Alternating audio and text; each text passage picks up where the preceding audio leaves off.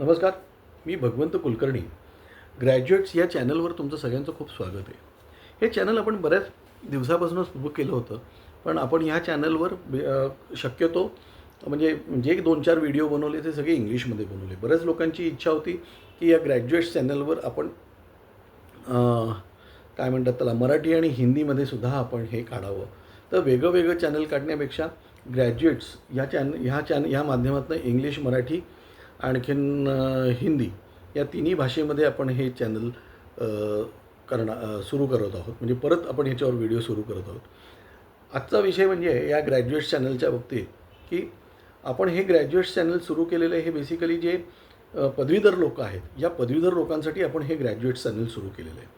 आणि पदवीधर लोकांना मार्गदर्शन ह्या चॅनलतर्फे आपण करणार आहोत. म्हणजे तुम्ही आर्ट्स घेतलं आहे, सायन्स घेतलं आहे, कॉमर्स घेतलं आहे, इंजिनिअरिंग घेतलं आहे, मेडिकल घेतलं आहे, याच्या व्यतिरिक्तसुद्धा खूप प्रकारचे कोर्सेस आहेत की ज्या कोर्सेसमध्ये आपल्याला चांगल्या नोकऱ्या मिळू शकतात, चांगले पैसे मिळू शकतात, सगळं काही मिळू शकतं. कारण आज बेसिकली लोकांना काय पाहिजे, उद्योगधंदा, रोजगार पाहिजे आणि त्याच्यासाठी शिक्षण हे अत्यंत आवश्यक आहे या नवीन प्रवाहाच्या ह्याच्यामध्ये. त्यामुळे शिक्षण कुठलं घ्यावं, कारण आज रोज बदलत चाललं आहे. काल जे कॉम्प्युटर होतं ते आज कॉम्प्युटर हे दिसत नाही आहे कुठे. आणि म्हणजे कॉम्प्युटरमधच्या नोकऱ्या या घसराला लागलेल्या आहेत. त्या कॉम्प्युटरच्या ह्याच्यामध्ये सुद्धा वेगवेगळे प्रकार निघालेले आहेत.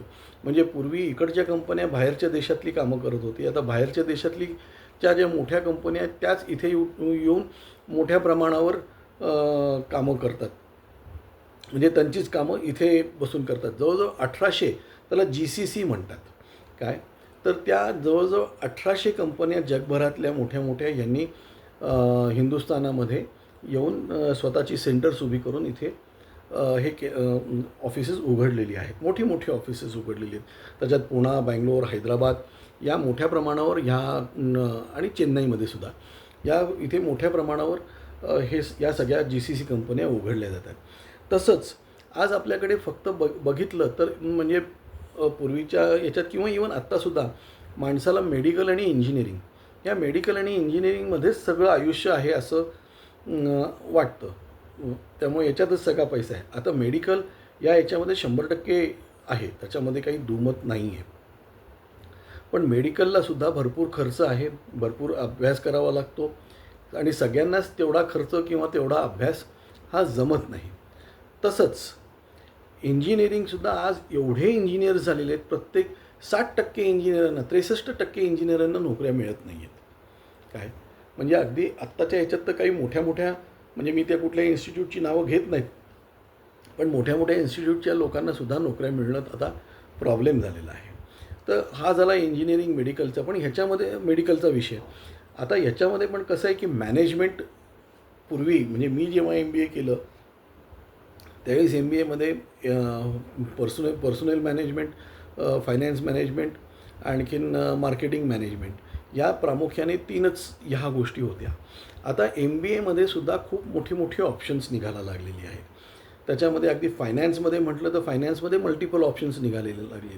म्हणजे फायनान्समध्ये तुमचं इन्शुरन्स आलं, म्युच्युअल फंड आलं, स्टॉक एक्सचेंज आलं, फोरेक्स आलं आणि ह्या सगळ्या इन्व्हेस्टमेंट बँकिंग आलं. बँकिंगमध्ये पण परत स्पेशलायझेशन आहे. कॉपरेटिव्ह बँकिंग आहे, प्रायव्हेट सेक्टर बँकिंग आहे, तुमचं नॅशनलाइज बँकिंग आहे, फॉरेन सेक्टरमधल्या बँका आहेत. या सगळ्या ह्याचा खूप मोठ्या प्रमाणावर आपल्या जीवनावर हे होतो. म्हणजे पूर्वी कसं होतं की आज BCom करूनसुद्धा त्याच्यामध्ये तुम्हाला स्पेशलायझेशन करता येतं.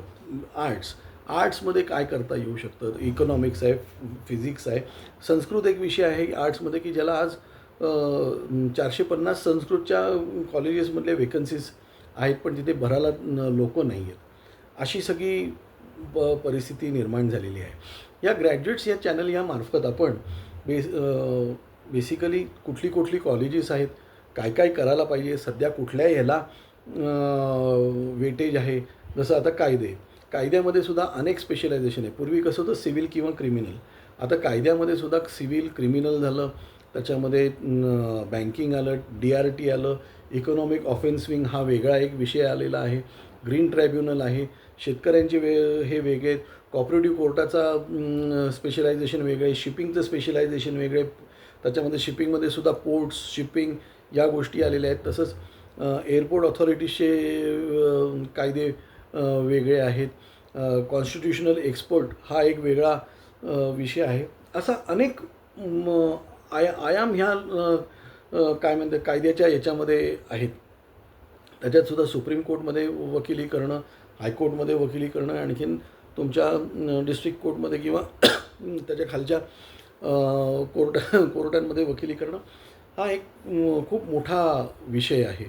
तर याच्यामध्ये असे आपण सगळ्या फॅक्टर्स सगळ्या याच्यातले तज्ज्ञसुद्धा आपण याच्यावर बोलू. आणखीन जसं NID, आता NID म्हणजे नॅशनल इन्स्टिट्यूट ऑफ डिझायनिंग अहमदाबादला जे आहे, आता त्यांनी 5 ठिकाणी आणखीन पण त्यांचे सेंटर्स निघालेली आहेत.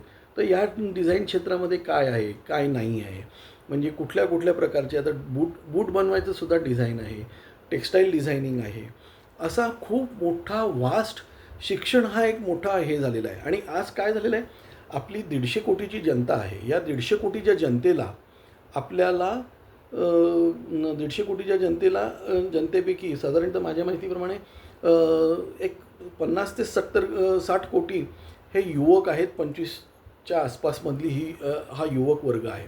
आणि ह्याला आपल्याला चॅनलाइज करून ह्याला नोकरी किंवा रोजगार आपल्याला द्यायला पाहिजे. मग हे नोकरी किंवा रोजगार देण्यासाठी ह्या बऱ्याच लोकांना हे वेगवेगळे पॅटर्न्स माहिती नाही आहेत. डिफेन्स एक वेगळा विषय आहे. तर ह्याचं सगळ्याचं आपल्याला वेगळं ॲनालिसिस करून कुठे ऑपॉर्च्युनिटीज आहेत, कुठल्या प्रकारच्या लोकांना ऑपॉर्च्युनिटीज आहेत. AI एक वेगळं तंत्रज्ञान आज विकसित झालेलं आहे आणि त्या AI तंत्रज्ञानामध्ये सुद्धा खूप ऑप्शन्स आहेत. पण AI तंत्रज्ञानामुळे कुठल्या नोकऱ्या जाणार नाहीत हा सुद्धा एक विषय आहे आणि तो सुद्धा आपण ते वेगळे विषय आपण त्या ह्याच्यामध्ये घेणार आहोत. आणि ह्याच्यातले सुद्धा आपण तज्ज्ञ लोक बोलवणार आहोत. आता कंपनी सेक्रेटरी, चार्टर्ड अकाउंटंट, आता कंपनी सेक्रेटरी हा भाग एक वेगळा रोल आहे पूर्ण. चार्टर्ड अकाउंटंटमध्ये सुद्धा वेगळे ऑप्शन्स आहेत. त्याच्यामध्ये GST आहे, इन्कम टॅक्स आहे, असे वेगवेगळ्या टॅक्सेशनचा त्याच्यामध्ये हे किंवा त्याच्यामध्ये ऑडिट हा विषय वेगळा आहे. म्हणजे त्याच्यातसुद्धा चार्टर्ड अकाउंटंट होऊन तुम्ही काय एक्सपर्टीज करू शकतात, ह्या सगळ्या गोष्टी ह्याच्यामध्ये येतात. आणि ह्याच्यातले तज्ज्ञ बोलवून आपण ह्याच्यामध्ये तुम्हाला मार्गदर्शन करण्याचा आपण प्रयत्न करणार आहोत. आणखीन मराठी, हिंदी, इंग्लिश या तिन्ही भाषांमध्ये आपण त्याला मार्गदर्शन करण्याचा आपण तुमचा प्रयत्न करणार आहोत. आणि ज्याला मार्गदर्शन पाहिजे असेल त्याला आपण 100% मदत करू काय आणि मार्गदर्शन करू. चांगल्या कॉलेजेसना पण आपण ह्याच्यावर बोलवणार आहोत की या कॉलेजेसमध्ये काय चालू आहे, कुठले हे विषय आहे, या सगळ्या गोष्टीचा आपण प्रामुख्याने अभ्यास करून हे आपण करणार आहोत. एक मल्टीफेस चॅनल आपण सुरू करत आहोत काय. आणि आज पहिल्या दिवसापासून मी आजपासून परत हा व्हिडिओ आज मराठीतला आहे, उद्या हिंदीमध्ये येईल, परवा इंग्लिशमध्ये येईल, असं आपण वेगवेगळ्या वेळेस वेगवेगळे विषय आपण हे करणार आहोत. आज एवढंच. धन्यवाद.